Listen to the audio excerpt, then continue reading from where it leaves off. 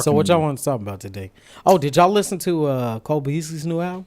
Yes, the autobiography. I have heard fantastic things about it. I've heard a couple of songs, but I haven't listened to the whole thing. I've heard a couple of songs and I liked it. You know, I'm gonna listen to it on Spotify before I buy it on iTunes. Right. You know, but so far some of the snippets that I heard on iTunes, good shit. Mm-hmm. Good. I mean, it's one of those things where it's like I like that he's doing the music and stuff like that. But is he like trying to prepare himself just in case football is not? Well, in that's the always. No, That's, I mean, if he he's is serious about it. I mean, no, he's serious about his music. I'm not taking that from him, but I'm saying that he's just now coming out with it publicly. I think he said he's been doing music for a long time. Right. Now we saw what happened with Rico. Rico freaking got a concussion, was out the whole year, and he's making records talking. I mean, I don't like Rico's records. I mean, he got that like gangster rap vibe going on and stuff like that, and I'm just like, okay. No, I mean, with Cole is he's trying to prepare for life after football because I like that. There is life after football. Right. You're not going to be able to play the game forever. Yeah. So, Well, I think he's passionate about the music Yeah.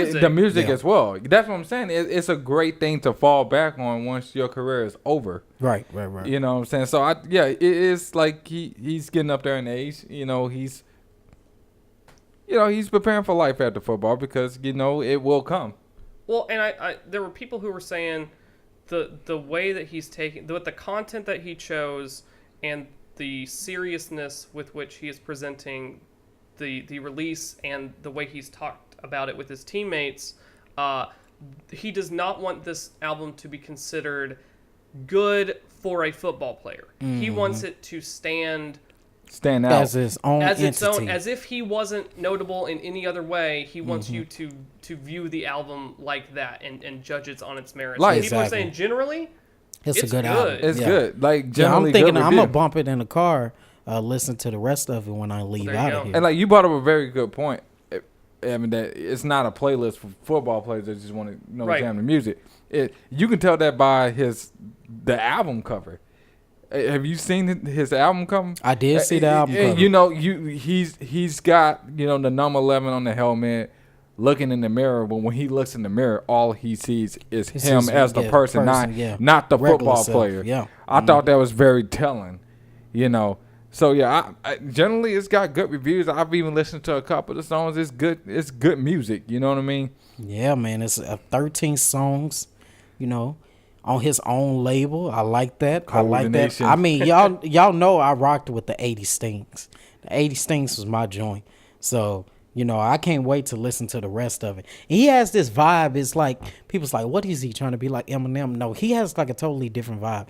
I've never really been a fan of Eminem like that. I'm a huge fan of Eminem. I mean, he's good, but don't get me wrong. I've just never really connected with his music like that. He makes good music, but But people are just going to draw the connection because they're both white. yeah, Yeah, and I feel like Yeah. you can't put him in the same boat because Eminem is good. I mean, he's great, but he's great in his own self. He's Eminem. Right. I think Cole Beasley just he just happens to be a rapper, and that is his own self, It's not that they two white boys, so he got the inspiration from this, like stuff like that. And I hate it when people try to compare. people gonna say that in addition to people saying, oh well, we see what he's doing in his off season, because people want to limit you and make you one dimensional. I like the fact that people, if it's pro athlete leagues or anything, that you try to make yourself multi-dimensional and have multi-facets to yourself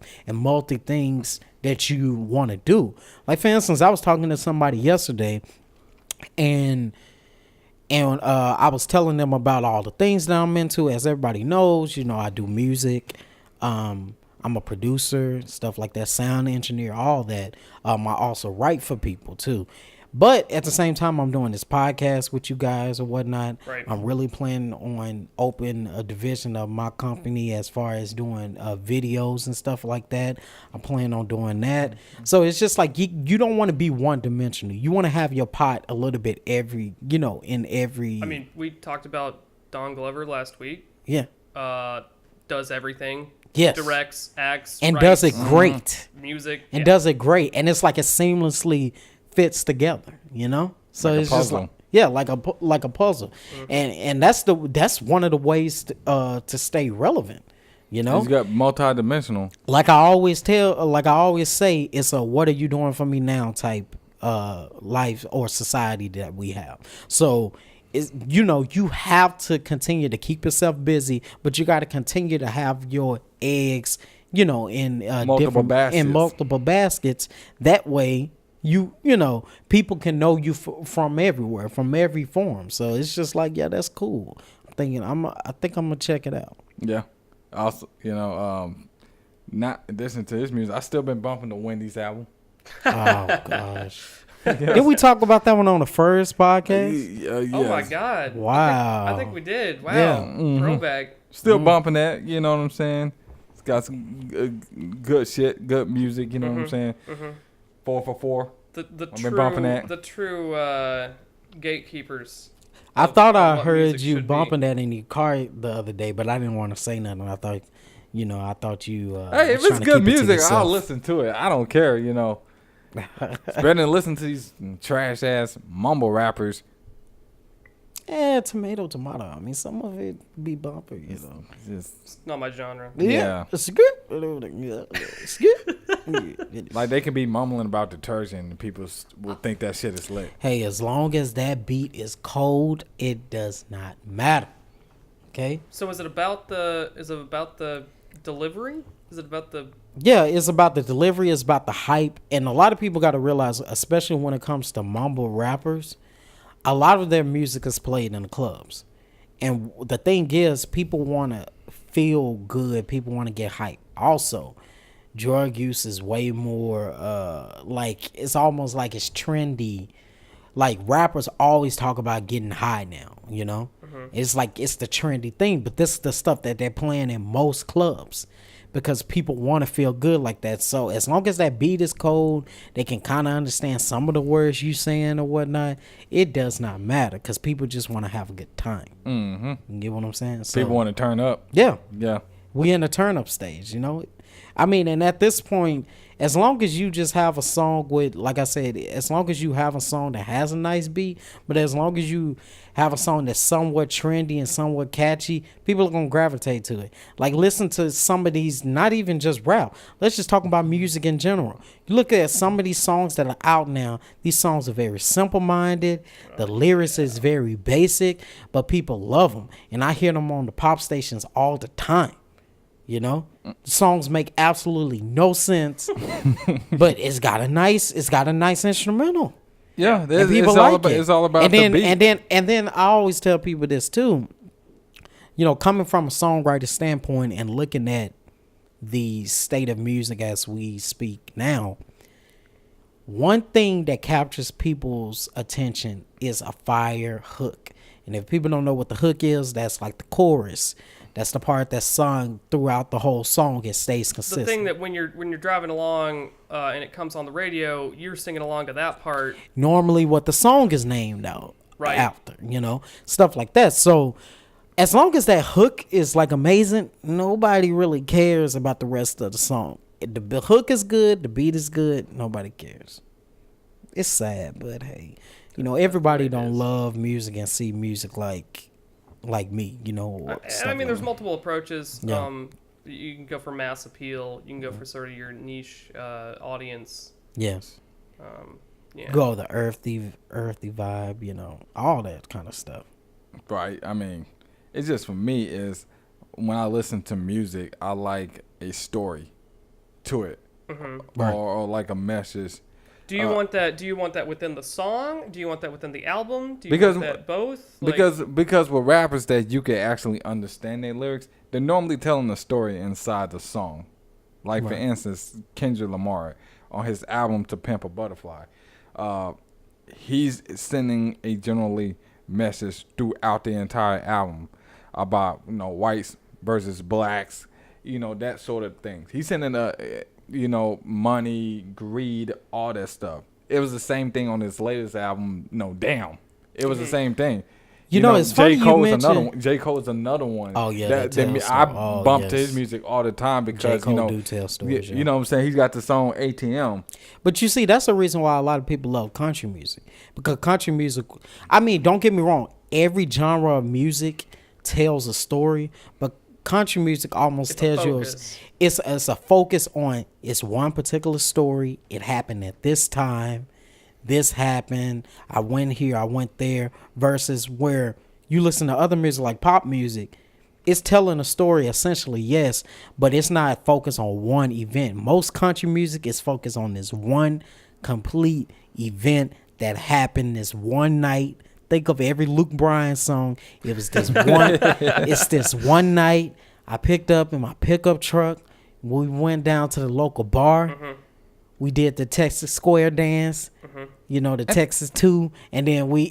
And that's another common theme that I see with country music is they're always talking about Friday nights and beer. It's a Beer, combination of the two. drugs, Beer girls. on a Friday night, or get your cup and fill it up, or it's always a song about being in a small town with a small town girl. You know what I'm saying? That's true. Or with a small town vibe. You know, it's funny because me and Evan was having this conversation maybe about last week or the week before last, and we was talking about should a country music artist do you have to Have the live small town have that upbringing. small town upbringing? I will say that is live one on of my a pet ranch peeves. and or you know Giant pet peeve of mine is when you get a big city artist and they act like they're from, you know, Lexington, Lubbock. Texas with a Yeah. population of 300, Yeah. you know. and that's true, and they grew up raising cattle and stuff, but they But then grew up again, country music that's not my genre, so I mean, and like I told him that day, there's different layers. Like I feel like everybody can do country music. I like country music. I've actually did a couple of country records myself. You don't have to. I'm one of those people now. I am a city boy, but I just love all different genres of music. So I like to hear my voice, see how my voice sounds on anything and everything. But you know, when I did my country songs, I made sure that I didn't talk about I raised cattle and I grew up on a farm and driving a pickup we had all these acres and this land and I milked my own cows and got my eggs fresh from because that comes you know off as fake. because it's fake because You never grew grew up up- in a concrete jungle And it's also you know? the whole, if you grow up in the city, all of us are city guys. We grew up, you know, in an urban environment. Right. And yes, we might have some semblance of a Texas accent, but nothing like someone who is truly out in the boonies somewhere. and when you get the people who were raised in the city and they're singing like this Yeah. and it sounds like that, and you're like, okay, all right, that's, Yeah, that's that's not who fake. you are. Like Reba McEntire, like well, she got that same voice, man. Yeah, but she was actually raised Yes, in This the is- no, that's right. it's like people who sing like that, but aren't. But Yeah. on, don't yeah, I have get what the you get what you're upbringing saying. like that, you know, and I they're get putting it. it on. Oh, another thing that we was talking about, I think this was the other day. So I was trying to explain to him. First of all, I'm ashamed to. I was ashamed on Friday to know Evan as a friend. I'm gonna tell you why. Oh Boy. shit! Oh no, what did I do? He this has never, ever heard Thriller in its entirety. time? I'm sure. But I've he's also heard it never watched Forrest Gump at either. some- Oh, All right, that is this true. just beat up on Evan Day? Is Uh, that what we're doing? I'm not Yeah. beating up on you. You know, But it's not beat up on Evan Day, but it's not it's not beat up on Evan Day, but what it is it's definitely let's mess with Evan a little bit because Evan loves to mess with other people. Okay, Yes. that's totally fair. No, but I no, accept we this. was you know, I was walking around and I don't know, I've been in a Michael mood lately. And I've been listening to a lot of Michael Jackson. Randomly popping out and singing Yes. some of his Some of songs. his great classics, you know. And when I was walking around, I was thinking about Thriller and, you know, thinking about the music video and stuff like that. And so we're talking about it, and I'm telling him about Vincent Price, which is like a major horror film actor from the 20s, the teens, the 20s, 30s, 40s. He was like that guy. The king of black The and king- white horror. Yeah, the king of black and white horror. And he has this really distinctive voice, like he's on Thriller at the end, and he's Gives a like monologue. Yeah, it's like grizzly goons from every tomb ready to seal your doom. My voice is not even as deep, and it's so scary and mysterious, and it's just like great. And then he has this laugh at the end. And I mean, it's absolutely amazing. So we was talking about, but we got into the music video, and I was like, no, Michael Jackson never made music videos. He made short films. He was like, isn't every music video a short film? And I said, no. I said, because his had storylines and plots. He's like, doesn't every music video have plots? I said, it's different. Okay, his video, he'll make a 25, 30-minute video, and he'll have, before you even hear the song, he'll have a full thing going on. Like, for instance, in his Bad video, the first 11 minutes of the video, I wouldn't even say 11 minutes. I think that's pushing it. From 6 to 10 minutes of the video is him. He played a guy that basically he grew up in Harlem or something like that, and he went off to boarding school or something, like upstate New York. And so he had all these, wealthy friends that he went to school with and stuff, and they stayed there on campus and stuff. And so it was like Christmas break. So he's coming back home. So he's driving, he's on the train with his friends at one point, and then as the train the story keeps going on, you see less friends until he's in the inner city, and it's just him on the train. He gets off and he meets up with his friends, and his friends from back home are basically like to be boosters and stuff and steal and and commit petty crimes. They've and gone stuff. the wrong path. Right. Going like that. And I think he did that with them at one point, or he's come to find out that this is what they're about, and then the whole Bad song comes in and stuff.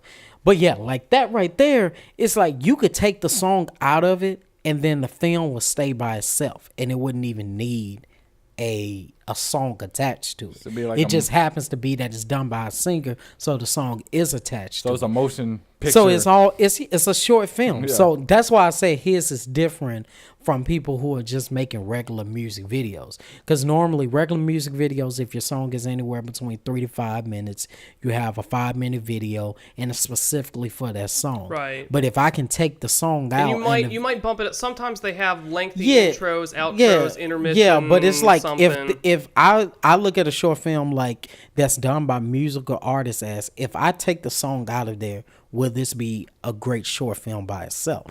And Michael was great at doing that, especially early in his career not early in his career, because he was a star since he was 9 years old. But when he became an adult, after Thriller and stuff, that's where it started, where he was like, I make short films now. I'm not making music videos. So yeah, we talked about that. I thought, like I said, it's very sad, and I don't even think he still hasn't listened to Thriller in its entirety. I will yet. do that tonight. I promise. I promise. I will do it. I have heard the monologue. Apparently, as our friend Joe was telling me. Yeah. It was used in the fantastic second trailer to the second season of Stranger Things, which I appreciated so much. Right. They used Vincent Price's yeah. monologue. So I have heard the monologue. You just didn't know. Yeah, exactly. I need to go back and listen to the it entire again. thing.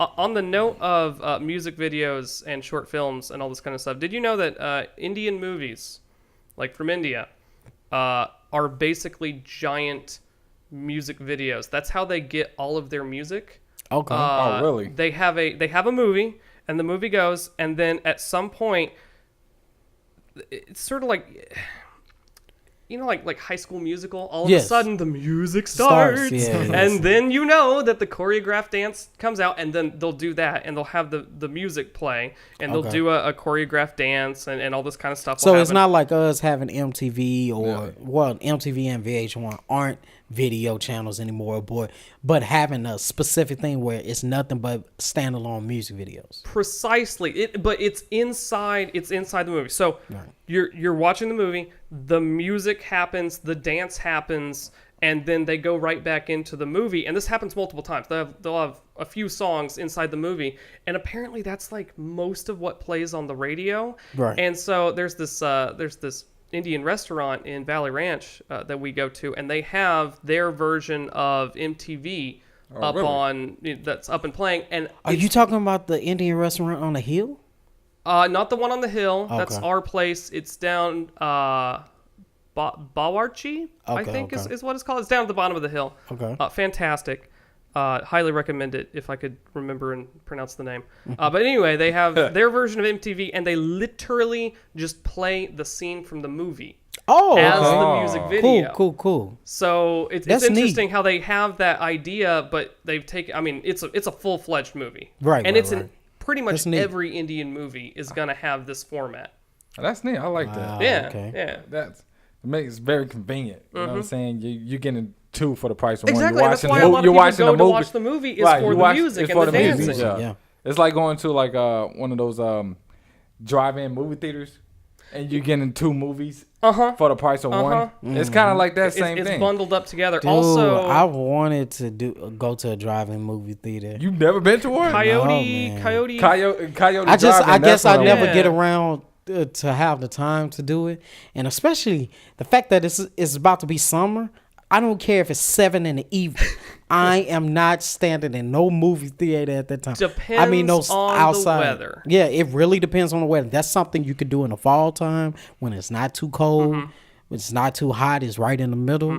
You know, but that's probably the only time I'll do it. I'm not doing it in heat. Me and heat are not friends. One of my favorite memories with Lakshmi was we went and watched Indiana Jones in a drive-in movie theater, and this was during the summer, if I recall correctly. So it was warm, but there was a nice breeze, and the rain was coming in. They actually ended up stopping the movie Because of the rain? because the rain was coming in, but it was such an awesome experience to roll down the windows. That wonderful, you can smell the smell, rain yeah. coming in. You're enjoying a fantastic set of movies. Uh-huh. Oh, that And was it's it a was light. so It's a wonderful. light mist. It's not too bad. Or It hadn't like by the time the actual precipitation started coming down, they had already decided we're gonna because they have a kill it. projector. It's set up Yeah, outside. They need to get so- it get protected. it in, and we, yeah. I mean, we weren't mad. It's the Yeah, weather. That's exactly. what it is. You They You gave can't us control a Mother Nature. you yeah. know. They That's gave us a neat. rain check, but you know, it's neat. no big deal. I don't even think nowadays we can truly enjoy outside movie theaters like they did back Like- in the 50s Mm-hmm. and stuff like that. Because you remember back then the cars had them long beds where you can slide your companion over to you. Right, and there's she's- much And more- she snuggles up next to you. Now you got all these center consoles and Right, stuff. So she's right. on her side, unless y'all get in the back seat. But then again, you know, you got them seats in the way, and you can't see. and I you think can't we see. ended up laying our seats down, and then Okay. we had a blanket to sort of make a Okay. center A center center thing. area. Yeah. Okay, But okay, it was. that's I mean, neat. you're right. There is a certain level of awkwardness Yeah. due to the physical Uh-huh. restraints. Now, So. if you have an old school car with just a flat long seat like they used to put in the cars, and you slide your mate over to you, and it's a really cool situation. Yeah, but I've always said I was gonna do that. I just never get around to it. You should, man. I don't get around to. I love movies, but I don't get around to going to see movies as often. Like, for instance, I didn't see Black Panther until very late, and that movie was like huge. Right. The Avengers movie has been out a couple of weeks. Well, probably I think it's been out 3 weeks at this point, and I still haven't seen it yet. So it's like, ending. you know, but it's just don't you dare! I'm not Don't just- you dare spoil it for people, even though Yes. we are really late in the. I mean, if you haven't had it spoiled for you already, then yeah, you're already too late. That's another thing. Like when it comes to movies or when it comes to TV shows and anything like that, I do not approve of the following message. Yes. I'm okay with spoilers. Like spoilers don't spoil the show for He me. wants us to tell him the whole shebang bang. I mean, you ain't got to tell me the whole shebang bang, but some people be like, no, I'm not gonna tell you. I'm not gonna tell you. That's me. Please don't Yeah, tell yes. me. That's Please me. don't. Yeah, Please. that's like Yeah, that's, It's like, I please don't don't like tell that. me. Please don't say anything. I want to be surprised. And it's like, at the end of the day, a person could tell me verbatim everything that happened. And then when I look at that movie and actually see it for myself, I'll be like, wow, because I'll get a different perspective. So I never get that. I never have that sense of feeling like, oh, well, somebody spoiling it for me, because when I watch it, it's still my first time watching it. I still have to see it for Yeah, myself. But there's I mean, but there's certain things. Okay, so some of my favorite memories from video games and movies are the twist. Okay, not knowing you what's gonna think- happen. You think you understand the nature of what the movie is telling you, and then all of a sudden, boom, you have been completely misled, and your mind is absolutely blown. I distinctly remember. I'm gonna ruin Ender's Game. Spoiler warning for alert. anyone who really cares about that. Mm-hmm. I remember it was one of my favorite books as a child, and one of the key things about that book is to set it up. Earth has been attacked by this alien species. It happened 30 years ago, and they are raising the next generation of super smart fighters who happen to be children to be the tacticians that will defend Earth from the evil buggers. Okay. And so this whole thing goes along, and they're setting it up. They're on Earth, and at the end of they go through this set of simulations where the kid is taking these virtual ships and armadas and fighting against this virtual bugger threat. And then at the very end, it's revealed at the very, very, very end, it is revealed we have developed a device called the Ansible, which communicates instantly across space. So we sent a fleet 30 years ago out to the bugger homeworld, and you have been communicating instantly with this remote fleet, and you actually just won the war for us. And it blew my mind, because at no point in the show did they ever make the case faster than light travel was not a thing. It's impossible. It's literally impossible. And they never even hinted that faster than light communication was ever possible. And so for someone who's reading the book, your mind is blown, because you never thought You that never such a thought thing it was was possible. expected it, yeah. However, in the movie, when they decide to make a movie, okay, Oh, gosh. everything goes up, they're training against the bugger threat, and then before we get to the final act, Ender, the main character, he travels in a ship faster than light to a planet on the front lines, and then proceeds to do these simulations on the front lines. And so the entire time, now obviously I knew the secret since I had read the book, but I was so annoyed because With the progression of the movie, or I was so angry because before making the big twist, the big reveal, they had basically set up like, hey everybody, faster than light travel is a thing, and faster than light communication is a thing. And so it basically took away all of the surprise, because someone who's paying attention is like, oh yeah, he's on the front lines, he's totally communicating with the fleet, everything that's happening is actually real. I don't see how you wouldn't come to that conclusion Right. based on how the movie presented it. And so I was angry because they ruined such a fantastic twist. and that leads into another thing. Like how do you feel about movies turning books into movies? Like I've seen it go really right, Right. and I've seen it go really wrong. Really wrong. I think turning books into movie, it all depends on the director of It the movie. depends. It It depends depends on on the how direct- faithful they are. And faithful doesn't necessarily mean accurate. Yes. The Lord of the Rings. A lot of people get mad. They really like the books, and they feel that the books are the supreme version. And I'll agree, books are essentially always better than the movies that come from them. But I felt that the Lord of the Rings trilogy was a fantastic adaptation. It provided a great visual representation Right. of the books, and I think it was faithful overall, despite the fact that there was so much content that got cut out, so many storylines that got twisted and changed. It came together as a complete representation of a story. It wasn't just some half-cocked, you know, they're ripping out 3/4 of the book, and you're missing critical stuff. And you're sitting there like, what the heck's happened? Because that's another thing too. I hate when I see a movie that was once a book and I've read it, and the book has way more imagery than the movie. Right. Than the movie, Because it's yeah. just like, and that's another thing too. That's one of the great things about books, because a book, you can have a 400-page book, and they're describing a particular scene, and they'll spend a whole page talking about exactly what's happening. The night was crisp. There was a coyote lurking in the woods, you know, and they give you all this imagery that makes you feel like you're really there. Then they change it to adapt and make the movie version, And the scene takes place in the desert, and in it the morning, doesn't and- have yeah. anything, or they take it and then they put on the front based on the True book. events or true stories. No, Right. based on the based work, on- the yeah, book, the yeah. book of whatever, and it's just like, no, it's not, It- because that- if it's What have based you on done? the book, if it's based on a book, it needs to be.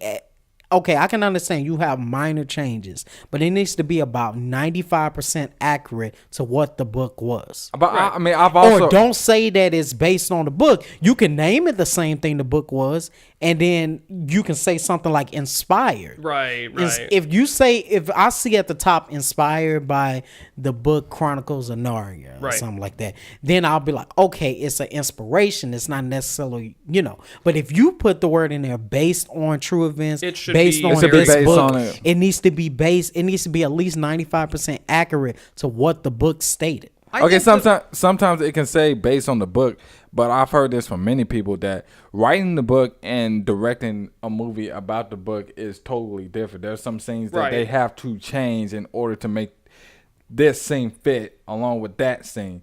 You know, so I have heard that before. That's why you see that sometimes when a movie is based on a book, not everything that you read in the book is going to happen in the movie. Right. And also consider a lot of times when they're adapting books to movies, they have the problem, or TV shows for that matter, they have the problem of the inner dialogue. When you're reading a book, if you're reading along with a main character, sometimes you will hear their inner thoughts. Those will be Right. conveyed to you, and it is extremely difficult to bring that to a movie. Yes.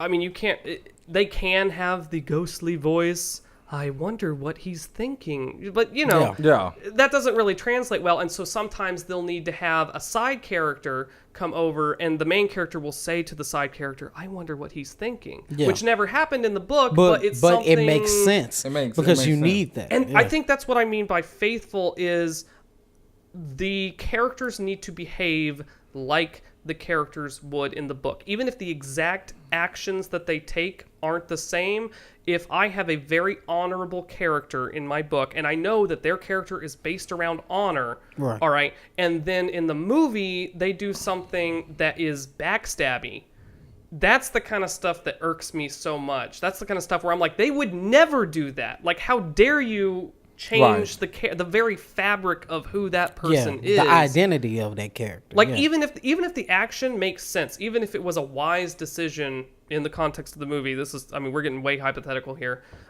Even if it makes sense for that character to do that, if it isn't in keeping with who that character is in the book, I'm upset. Yeah. Right. I can see that. Like, I saw that with the Medea. I don't know if you watched Tyler Perry and Medea. Well, he had the plays, and he did his one play called Diary of a Mad Black Woman. Okay, in the end of that play, she goes back to what's his face. I know it wasn't Orlando, But that's different though. I mean, you're That's talking about that's not literally an adaptation of a real book, though. You're talking about a stage play, and then it's done by the same person. He creates the movie version, But and a big screen. That's what I'm saying, And he like- makes slightly different, Wait, I'm sorry. I'm a little lost. Are you saying that in the movie there's a play, or are you saying there No, was a play okay. first? So essentially, Tyler Perry. For everybody It's a that stage don't know play. who Tyler Perry is, well, he's a big time guy now. But at one point in the late '90s and early 2000s, he did only stage plays. He was known as this stage play guy, especially in the black community, and he did a lot of gospel stage plays and. Of course, that's where Medea was birthed. So before the Medea movies came out, there were stage plays. Oh, Then he okay. finally became super huge. His his stage play audience opened doors for him to actually get into Hollywood and do movies. So now Got he's it. doing the movies, and so he will take the name of one of his stage plays. Well, he's done it. He doesn't do it now, but early in his career, probably his first, I'll say, because he's done about 30 or 40 movies now. But early when he started doing the motion pictures, the first 7 or 8 of them were adaptations or of his stage plays. So, LA, what you're saying is that the movie adaptation of the play was not accurate to the characters. In the stage In play the or stage the play. events, the events changed. In the That's events in the movie. like- That's related. You That's think so? definitely I part of this mean, conversation. I guess I can say that. Because the ending at the stage plays is she goes back with her husband. In the movie, she goes with Orlando.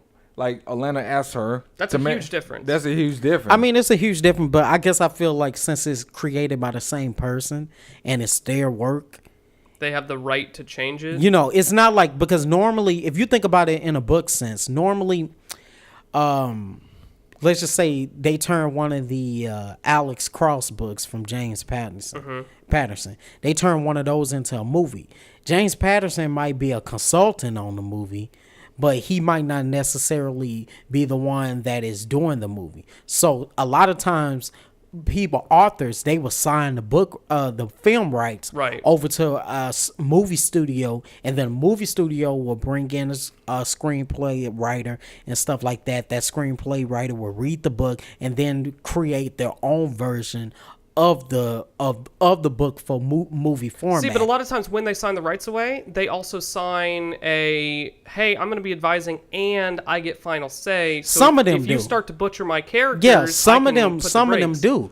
But I have seen it where authors just sign the rights away and And then they're they're not mad involved, at and they're the not. result. Yeah, and they're not involved. Now, some of them, like I'm sure James Patterson was involved in the Alex Cross films Mm-hmm. and stuff like that. I'm pretty sure he was. But I've seen it where other authors do just sign the rights away completely and have no involvement. They're just a consultant, like if on the film, but they're Right. not necessarily the ones to go in there and be like, I want to make this change, or I don't want y'all to butcher my character. See, and that's Which is another thing wrong. where it needs to be accurate. The Game of Thrones. Right. All right, huge HBO show. The HBO show has caught up and surpassed George R.R. Martin's written works because he doesn't write anymore, and it drives everyone insane. And we're never getting The Winds of Winter, and everyone hates it. Anyway, saltiness aside, he is an active part of the production of the TV show. There are many things about the TV show that are very different from what is written in the books. However, since he is a part of it and he is advising, and all of the characters on the TV show more or less behave in the same manner you would expect the characters in the books to behave, despite the fact that there are giant differences in how the story actually goes, it has the same feel, the same authenticity Got you. that you would want from the books. And I think that's part of the reason why the TV show has been so popular Being with so fans. popular, yeah. I mean, yeah, and some people are lucky to be put in that position. Right. Some people would just sign the rights away. Like, think about it. If you Oh, you have to have a lot of pull to be you able to gotta get have that. a lot of pull to get that. Now, most people, I've seen a lot of books done by small time authors Yeah. that have been turned into some form of motion picture work, and some of them they be like, you know what, we'll give you $3-4 million to sign your film rights away, and that author never sees what happens with the film. Right. They have no control. They have no control of how So you it's do being have to portrayed, have that yeah. pull. But I get what y'all are saying. I think Because J.K. Rowling definitely had that pull with the Harry Potter movies. Of Oh, course, yeah. So she's it's like- J.K. Rowling. Yeah, yeah, So, like- you know, I mean, the books were popular enough. She was already sort of a Rich, media man. darling. that is a book to film situation that has actually been very accurate. Yeah, very You know, successful. If yeah. you read the Harry Potter books, Which I have. you watch the movies, they're essentially They're the the same. same I thing, mean, yeah. verbatim, the events happen the same exact way, and I think that's the reason why the following is just so huge, because it's so true to what the book, you know. Right, And the like- books have been out for years before they actually made the movie. And again, many location action differences between the books and the show, or the movies rather, but the characters are faithful. Right. Right? Yeah. Right. So Like for instance, you accept it as Yes. authentic. Yeah. Like for instance, the one like one of the many pulls she had while making the movie is that she didn't want an existing character playing Harry Potter. She wanted a new, Fresh face. Oh, you new mean an actor. Yeah, like, yeah. new fresh actor playing the role of Harry Potter. Which, she let's did be not real, is want pretty exi- easy because they had to be children. Yeah, so. yeah. But I'm saying she didn't want like an existing child actor. Like playing- let's see what Sorcerer's Stone came out in 2000, 2001. So at that time, let's see, child star. Who was a child star at that time? A male child star. a male child star, I'm trying to think. Who was on Nickelodeon and Disney at Zach that and time? Cody. No, Zach like- and Cody didn't come out to years later. I'm talking about 2000. Let's see. Dang it. My mind went blank. I can't think of anybody back then. Okay, let's just say for shits and giggles, Kenan Thompson or whatever, you know? He was a big child star on Nickelodeon and stuff like that. He's on Right. Saturday Night Live now, you know. But he, you know, I can see that. He was already a well-known child star. So if he would have turned around and did the movie, people would have been looking at him like he's, you know, I get what she's saying. So that's true. But the only thing about that, and I'll say this about everybody from the Harry Potter films, it really branded them because they did so many of those films and they Right. span for like 10 plus years. It really branded them as the Harry Potter kids. Like, True. Yeah. like Emma Watson, like she has done other stuff. They have both done. I mean, they've I done. mean, Daniel Radcliffe did The Woman in Black. Yeah, I mean, they He's have done done other stuff. I He's know a Emma Watson did. multi-talented- I know Emma Watson did the Circle.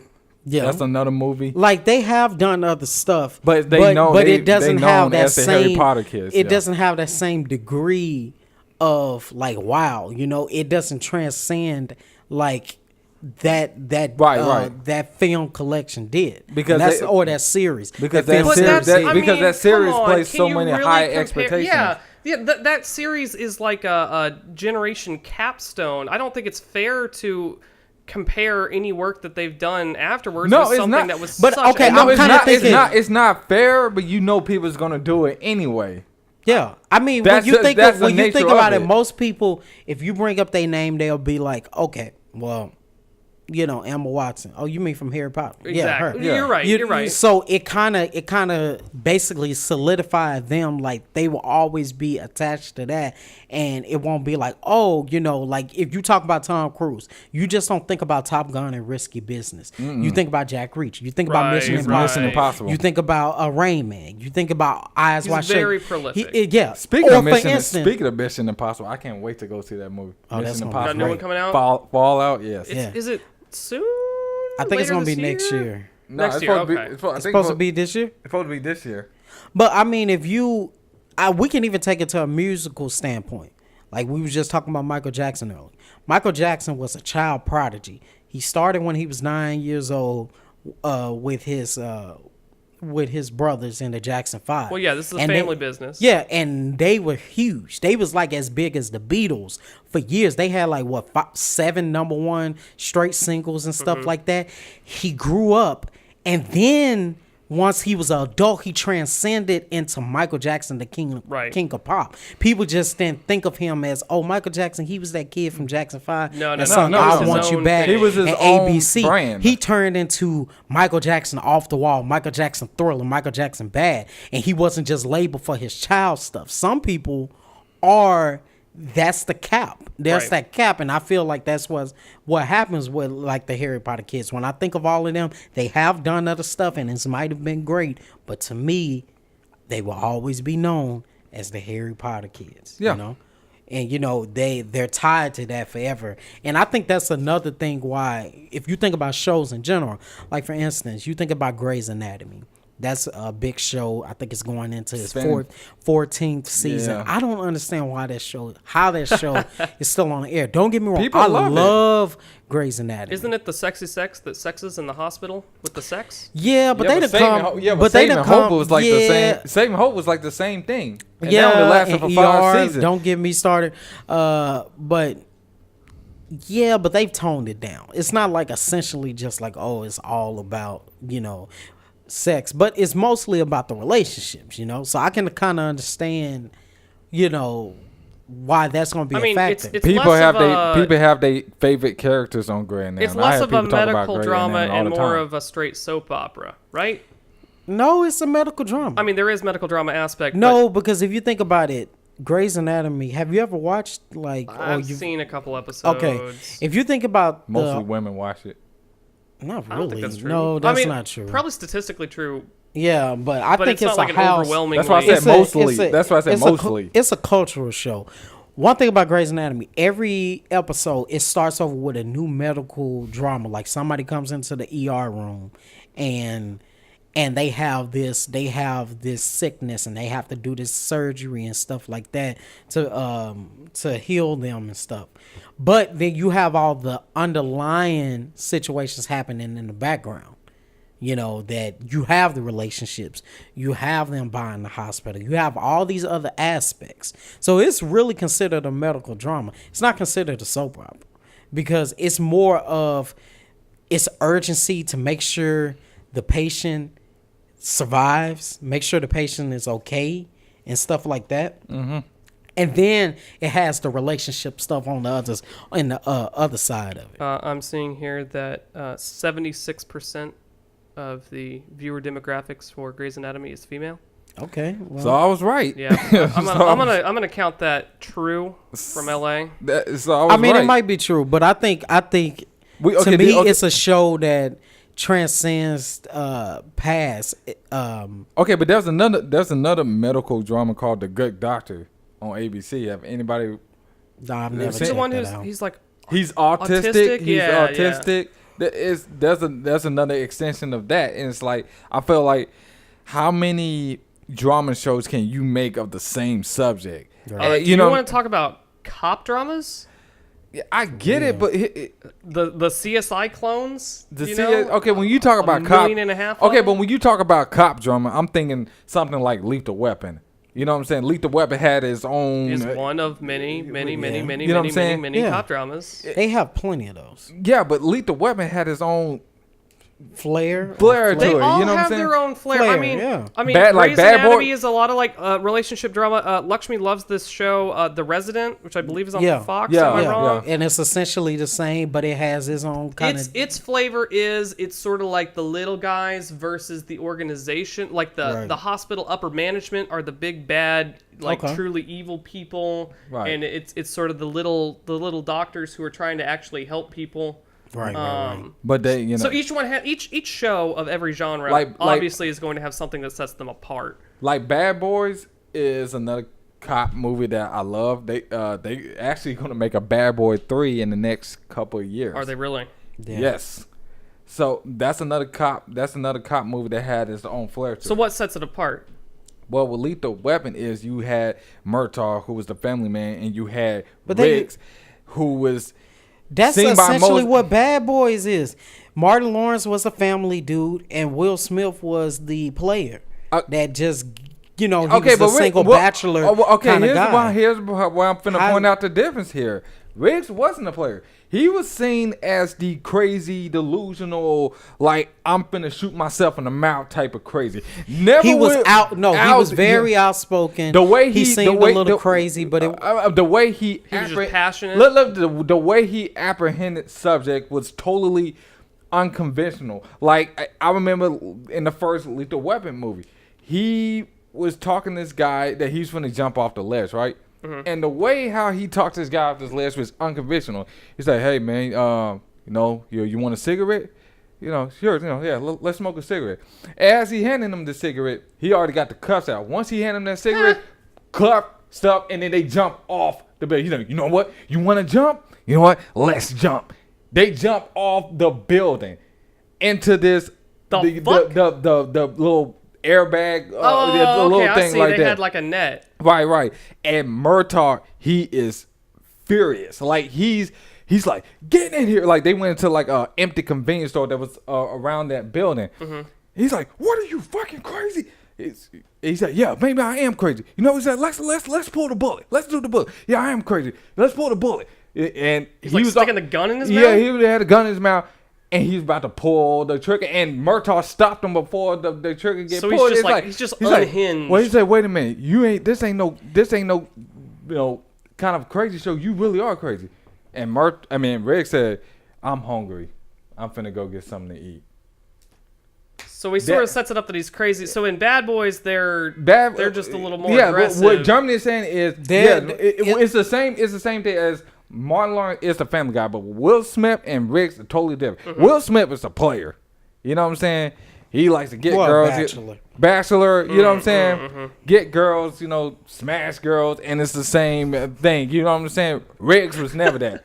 He was more like on the loose, unpredictable, Anything and unconventional. Anything that could happen.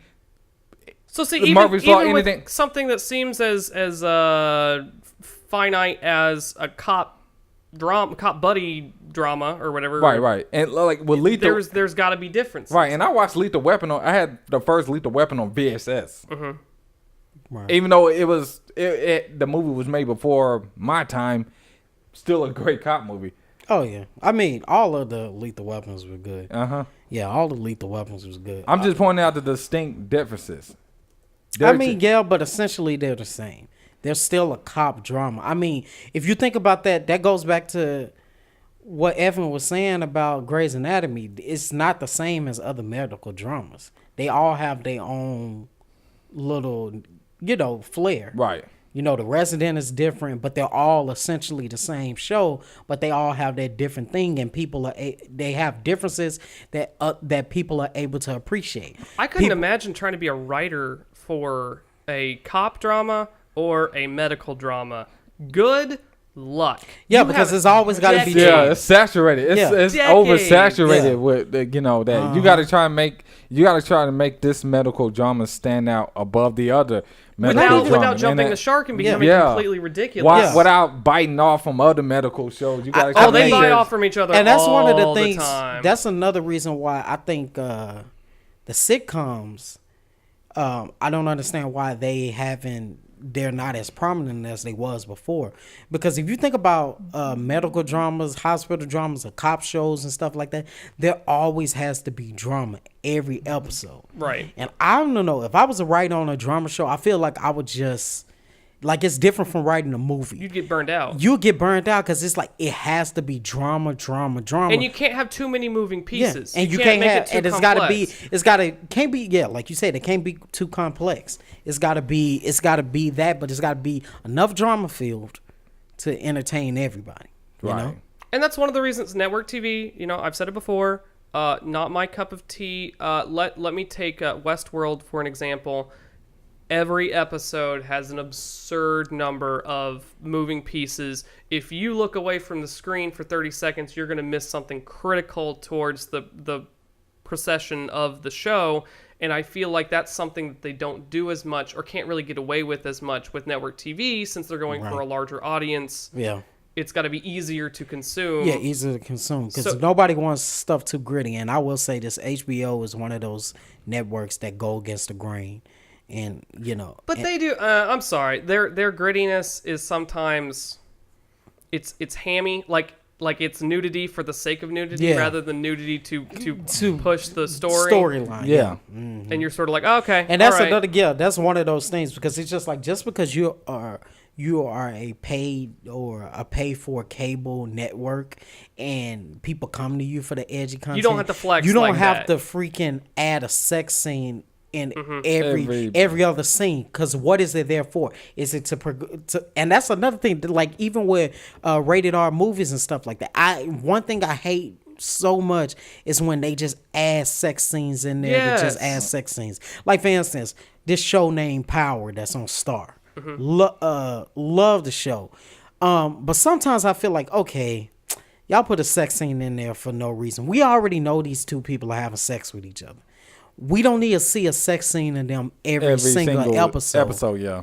Now, if it's needed, like they had a heated argument and they was mad at each other for a few weeks or whatever, and then they finally came back together, and that is how the climax of the story. That's cool. But I don't need to see them screwing around every episode, unless it was a situation where you're telling the story like it's another person involved and they don't know that these people are doing that, and it's that sneaking kind of aspect. But you know, it's like one of those things. I feel like, hey, you put it in there if it's needed. If it's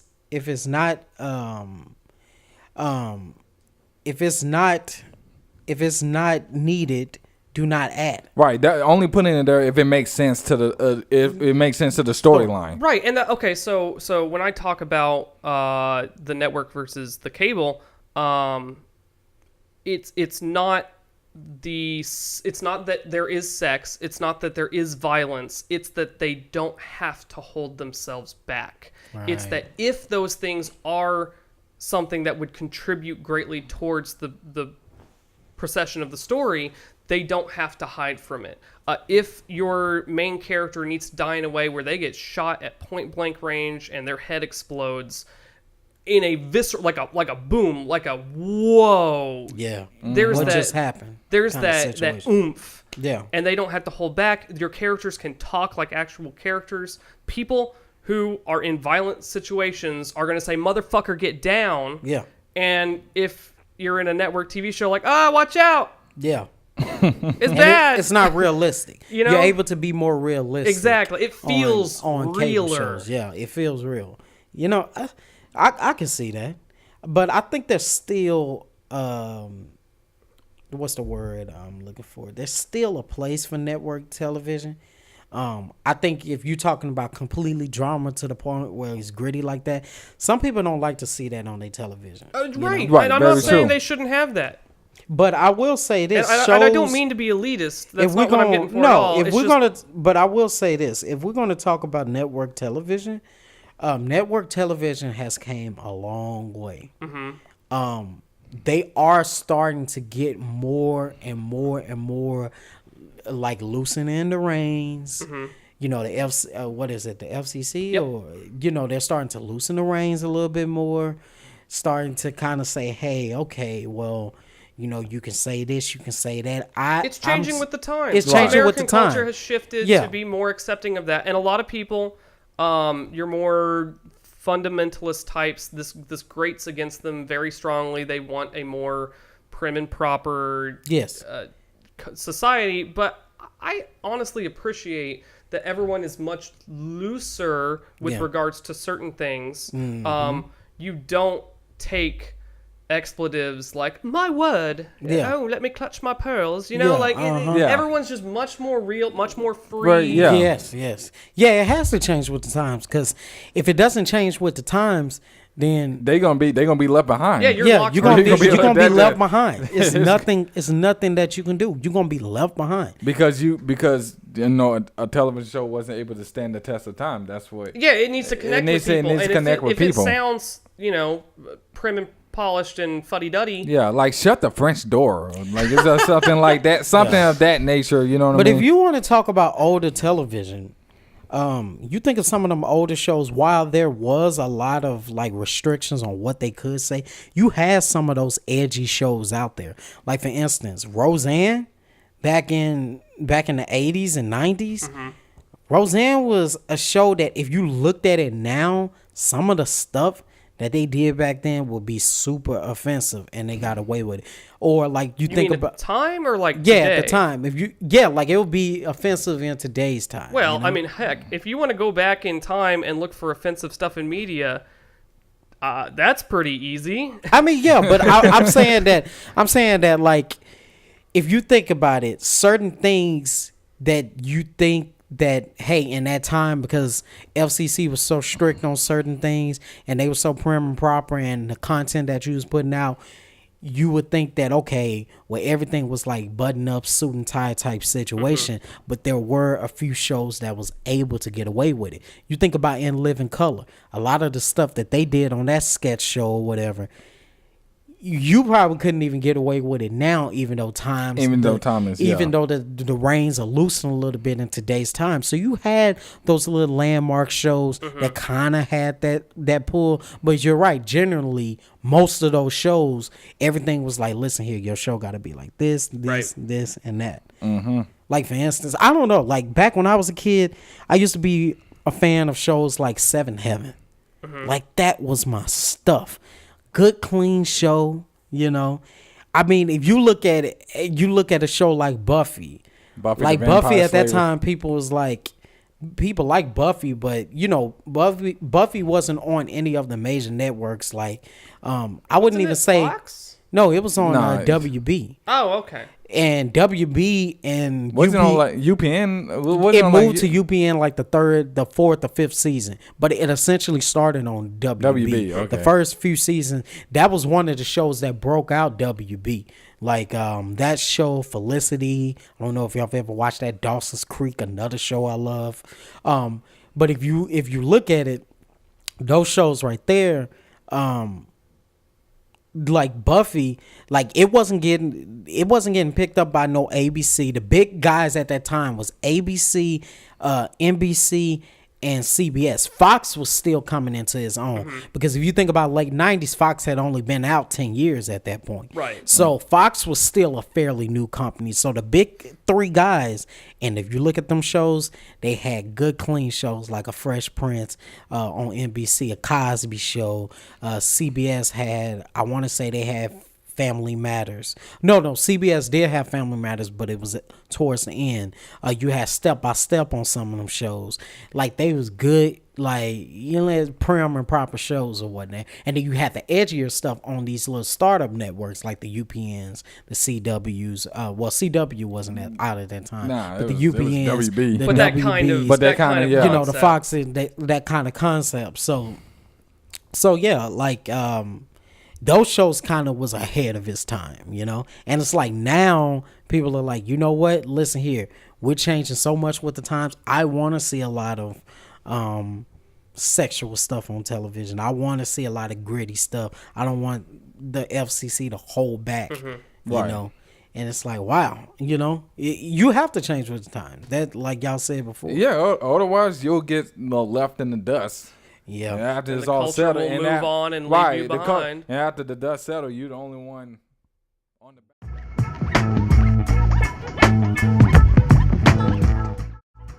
Hey, yo, this is your boy LA telling you to tune in to the Leg Podcast right here on the TMC Network.